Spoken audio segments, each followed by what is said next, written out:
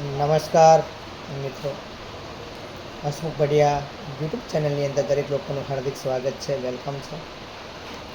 આજે આપણે વાત કરવાની છે કેમ કે દરેક સ્કૂલોની અંદર કાલથી વેકેશન પડી રહ્યું છે, એટલે કે 4 તારીખ 5મો મહિનો 2026થી જ્યારે વેકેશન પડી રહ્યું છે સોમવારથી, ત્યારે દરેક બાળકો ખુશખુશાલ હશે કેમ કે 35 દિવસનું વેકેશન પડી રહ્યું છે.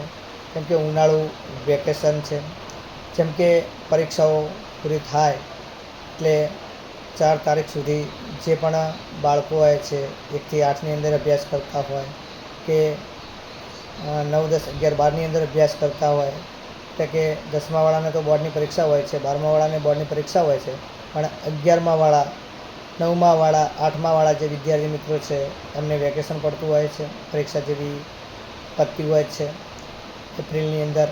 એવું જ એ વેકેશન પડવા માટે જે નિયમ હોય છે, એટલે કે 35 દિવસનું વેકેશન હોય છે સરકારના પરિપત્રના આધારે, શિક્ષણ વિભાગના પરિપત્રના આધારે.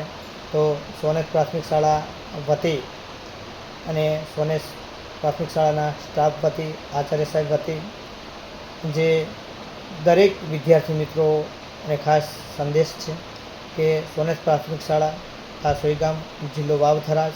તો ઉનાળુ વેકેશનનો સમયગાળો છે તારીખ 4 તારીખ છે, 5મો મહિનો છે 2026થી વેકેશન પડે છે, અને તારીખ 7/6/2026 સુધી, એટલે કે 35 દિવસનું વેકેશન છે. અને તારીખ 8/6/2026થી રાબેતા મુજબ શાળાઓ શરૂ થઈ જશે. તો તમામ વિદ્યાર્થી મિત્રોને સુખદ વેકેશન એટલે કે ઉનાળુ વેકેશનની શુભકામનાઓ.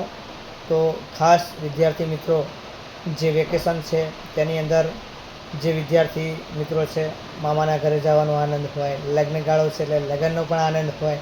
એટલે જ્યારે પણ વેકેશન પડવાનું હોય એટલે જે ફૂલકાઓ હોય છે, બાળકો હોય છે, તેમને પહેલું તો મામાનું ઘર યાદ આવતું હશે. કેમ કે ઘણા નાના બાળકો વેકેશન પડે એટલે કહેતા હોય મામાને ત્યાં જઈશું, મોજ મજાક કરીશું, લગ્નગાળાની અંદર જઈશું, ફરીશું અને આનંદ કરીશું. એટલે તમામ વિદ્યાર્થી મિત્રોને વેકેશનની શુભકામનાઓ. ફરી પાર પણ રિપીટ કરું છું કે તારીખ 4/5/2026, એટલે કે 4 તારીખ 5મો મહિનો 2026થી તારીખ 7/6, 6ઠ્ઠો મહિનો 2026 સુધી, એટલે કે 35 દિવસનું વેકેશન રહેશે. રાબેતા મુજબ શાળાઓ શરૂ થશે 8/6/2026, એટલે કે 8 તારીખ 6ઠ્ઠો મહિનો 2026થી રાબેતા મુજબ શાળાઓ શરૂ થઈ જશે. તો તમામ વિદ્યાર્થી મિત્રોને સુખદ વેકેશનની શુભકામનાઓ.